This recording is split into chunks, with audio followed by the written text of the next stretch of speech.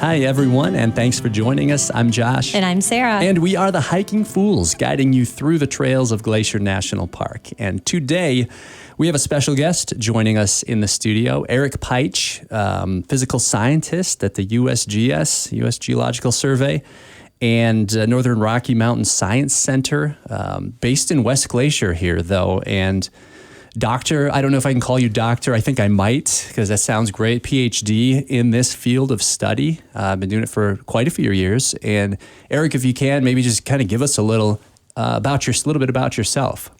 Yeah, thanks for having me. You can call me doctor. Most people don't, which is great too. But if you really want to, go for it. Right.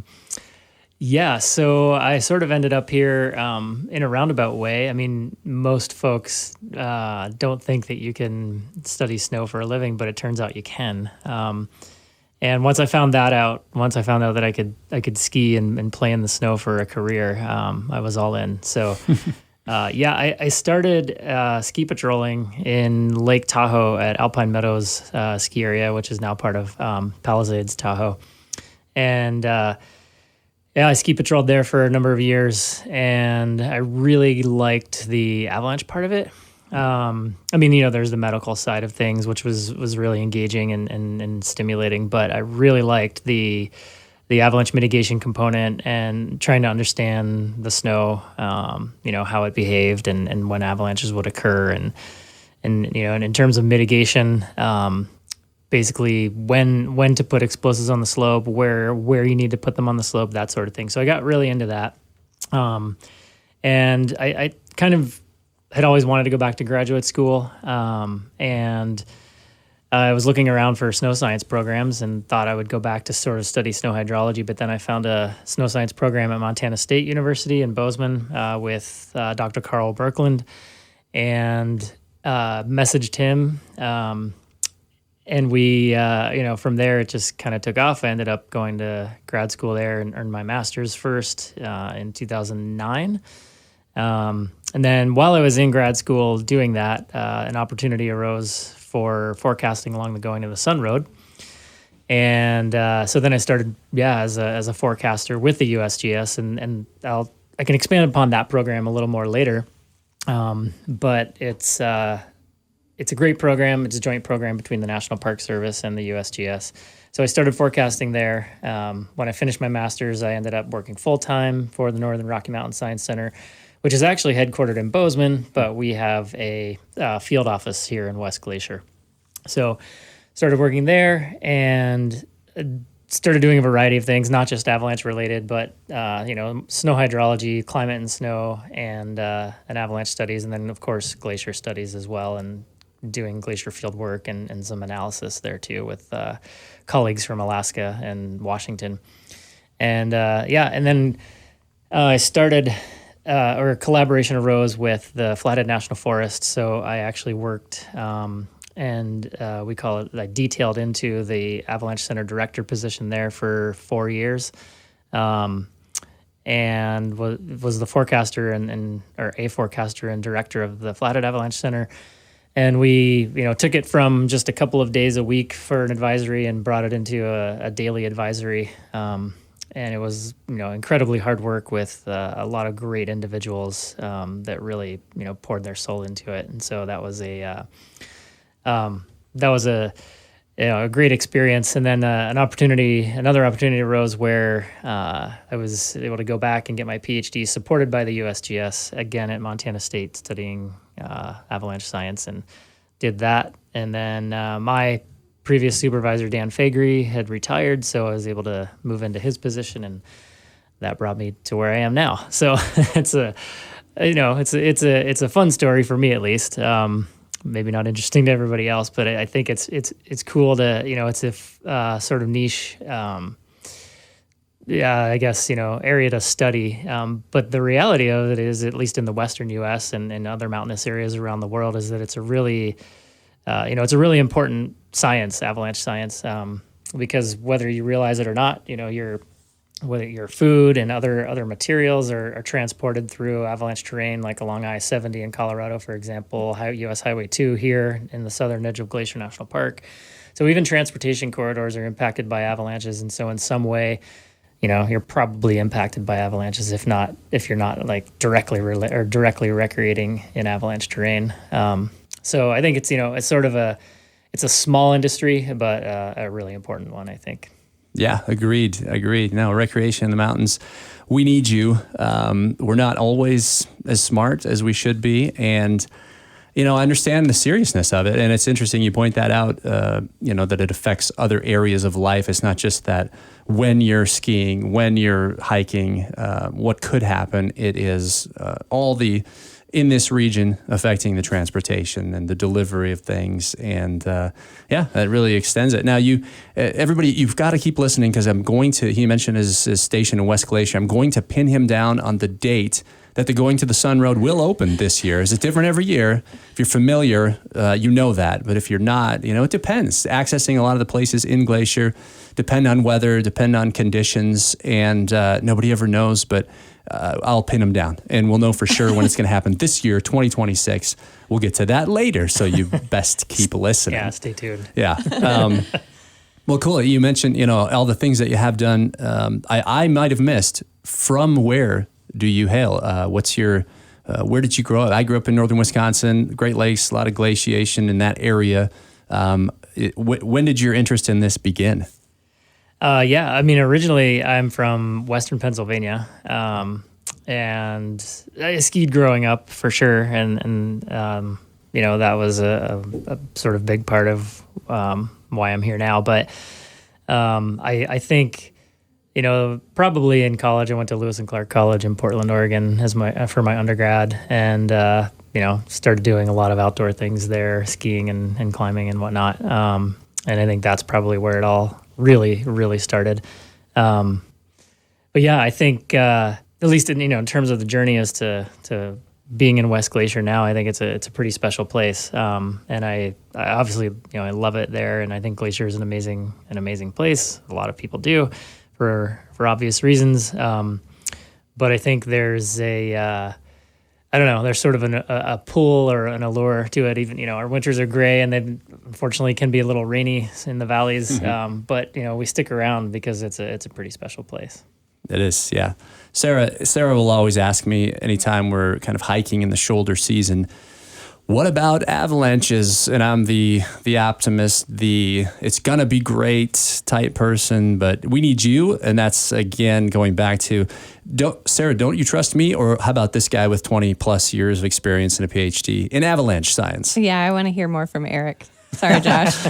Blah, blah. Josh, host here, better just take it easy and hear from the expert. But Eric, around here, we've got a lot of resources. Have a slight connection with Flathead Avalanche Center.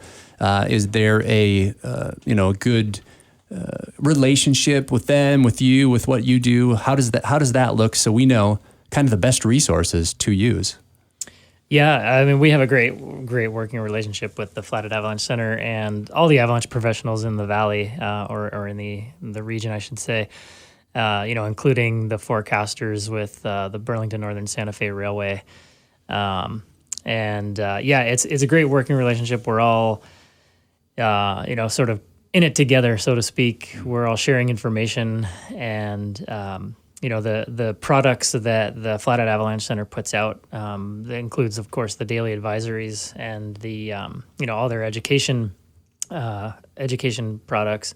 And so I think everything they do throughout the entire winter for the general public is an incredible resource. And so, we're talking about, heading out into the backcountry, regardless of the season. If there's still snow on the ground, there is a potential for avalanching, right? Mm-hmm. Early season. So whether you're out, trying to get early season turns, or hunting, if there's snow on the ground, we can, there is that potential, especially late season too.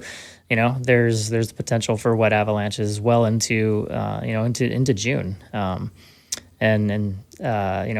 really big years even later. And so it's important to obviously check the daily advisory from the Flathead Avalanche Center, And then as we move into spring, we provide a forecast it's an internal forecast for the National Park Service for the Going to the Sun Road when they begin the spring opening operations on the Sun Road. But we're submitting what we see. We're providing that information and those data to the Flathead Avalanche Center so that they can actually disseminate it to the public as well. And it provides more information and data for their forecasts while they're still forecasting. And of course, their season ends typically in mid-April. And as the season sort of carries on through the spring, we try to provide them with as much information as we can. Yeah, nice. United by a common purpose. We've got so much more to talk about. We take a short break, but stick with us. We've got more with Erich Peitzsch after this. You wouldn't haul a 50-pound pack for a 3-mile hike, so why bank with a place that loads you down? At Freedom Bank, we keep it simple, smart, and mobile, so you can bank from your tent, the lake, or the top of Mount Brown. Proud sponsor of Hiking Fools because life's an adventure, and we've got your back. Freedom Bank, we want to be your bank. Give us a call at 892-1776. Member FDIC. Welcome back. We are the Hiking Fools, and today we've been talking with Erich Peitzsch, physical scientist with the USGS, Avalanche expert, something to really consider in Glacier National Park when you're recreating, hiking all times of year. Like he said, if there's snow on the ground, you better be aware and conscious of what's around you. And we've talked about some of the resources out there, and there are plenty, and everybody's working together. So that's super cool to keep us all safe. But Sarah, we head out in all seasons. So sometimes we need to know.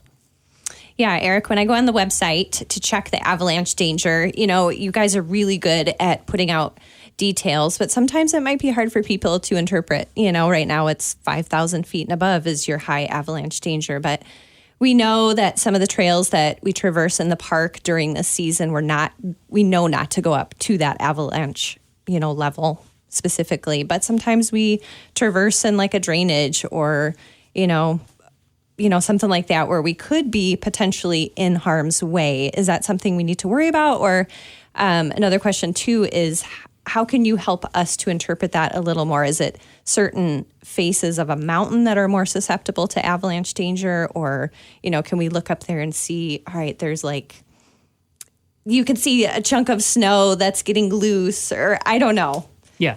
So I'll give the super short answer that nobody ever wants to hear, which is it depends. and of course, but ultimately I think, maybe stepping back to your first part of that is that the Flathead Avalanche Center puts out, again, a daily avalanche forecast. And it's an amazing resource. Mm-hmm. And it does require a little bit of time to sort of look into and familiarize yourself with.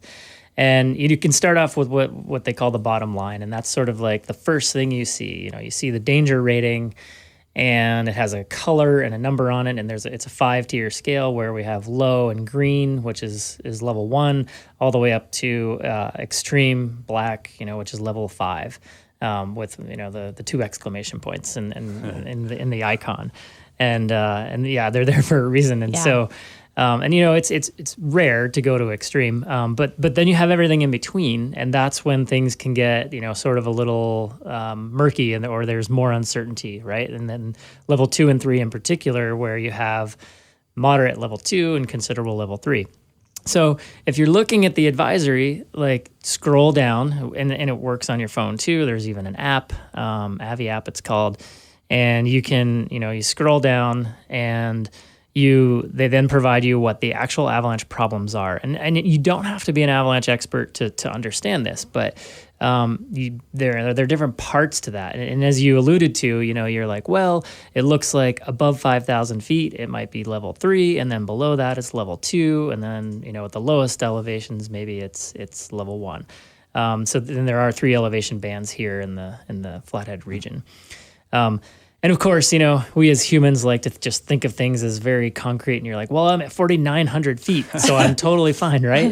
And of course, that's not the case. No. As you mentioned earlier, you could be in the valley bottom, And, if the right conditions exist and they're expecting, we're expecting big avalanches, they could reach the valley bottom. And then you'll read in the advisory and even in the bottom line that it'll say, avoid all avalanche terrain, including runout zones. Those are the areas where avalanches can run out into, including valley bottoms. And so, I think just taking a little extra time, actually reading the text instead of just sort of looking at the color, which, is fine too. If it's green, then you're like, okay, great, level 1. So I think, just they put a lot of effort, and they're up early in the morning, writing these forecasts, analyzing the weather and snowpack conditions, and assimilating all that into a digestible package for everyone by 7 a.m. And that's a tall order, and they do it every day. Yeah. And so I think, and then, so they put a lot of thought into the words and what they mean and how they can be interpreted. And so I think just, diving a little deeper, reading the words and being like, oh, they're telling me not to go even into the valley bottom. Mm-hmm. So maybe today's the day where we, just do a flat hike somewhere else, completely away from avalanche terrain. Yeah, that is a great question, Sarah. So he's telling us if you're on the ski run and it's double black diamond and the avalanche danger is double black exclamation point, think again. But those are great resources, and thank you for pointing us to those. Erich, I'm curious, we're here in Glacier National Park, and that's where we live and breathe and have our being. But what about the rest of the world? Like, how does Glacier National Park compare to Alaska or other parts of this country, or how far has your work taken you across the globe? Yeah, I mean, personally in my career, I've done work in throughout the Western U.S., Alaska, in Europe, and it's been, on various topics. I guess our recent work has been looking sort of at avalanche climate interactions, and what are the climate drivers of big avalanches, like the ones we were just talking about, the ones that reach the valley bottom. We call those, large magnitude avalanches. And we did some work in here in the Northern Rockies in Northwest Montana. And then we did some work in Colorado as well, because in 2019, they had a huge avalanche cycle across the whole state, closed many roads, buried cars, and it unfortunately killed 2 people. But given how extensive and widespread and large that cycle was, it's sort of surprising that it was only 2 folks, but regardless, it's still tragic. And so, anyways, we've been studying these avalanche climate interactions in both of those areas, and then we're able to collaborate with some folks in Europe and study some similar topics there too. So it's kind of taken me all over. Glacier, is it's a pretty amazing, well, as we mentioned earlier, it's a pretty amazing place in general, but it's a great place to study avalanches and snow. It's it's got big terrain, and so we can, a lot of relief from in a relatively short horizontal distance. So you can go from 9,000 feet along the ridge tops in the park down to 3,000, 3,500 feet, and so it's a lot of relief. So when we can study these big avalanches and start to get an understanding of how they behave, how frequent these big avalanches are in this big terrain. And so it's it's very similar to locations in the Alps, and Alaska's big and huge, of course, and so it compares to the smaller terrain in Alaska. Right on. And I know it's a large topic, but you already mentioned it, kind of avalanches in different areas. Can we talk about purpose? Like, we know in this area and others, a wildfire, a burn is part of the natural, the ecosystem is part of it, something that almost has to happen. Avalanches, are they similar to that? Where do they fit in? Are they necessary? That's a great question. And it's actually a question that, we often don't think about avalanches as a sort of ecological disturbance. And they're a hazard, of course, but they also shape the landscape. And what I mean by that is that, when you get a big avalanche, it can take out a bunch of trees. It can modify the landscape. And so you basically, have sort of changed the look and you can change the habitat, change the, sort of the eco function of these avalanche paths. And we've done a little work on that, looking at changes in vegetation patterns within avalanche paths. Like, you get a big avalanche path that comes down, takes out a bunch of trees and forests, and now the vegetation that regrows immediately obviously is very different than what was there just, the previous summer. And so we've kind of looked at those changes, and then that, of course, changes habitat. And so that has impacts on wildlife.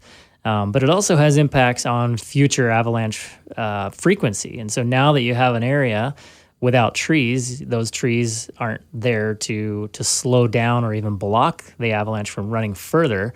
So now it has the opportunity, if there's enough snow, to slide even further and potentially reach a road or other piece of infrastructure. Geez, yeah, the impact can be so great. If you're listening, I hope you've tuned in. This is part one. Erich has so much to say, and we're just so interested in hearing from him. But we're going to continue this in part 2 of the episode. Check out our Instagram page at HikingFoolsMT to see some great photos from our recent adventures. And tune in next time. Check out more episodes online, and remember to follow us on YouTube, Spotify, or Apple Podcasts. I'm Josh. And I'm Sarah. And we are the Hiking Fools, encouraging you to always go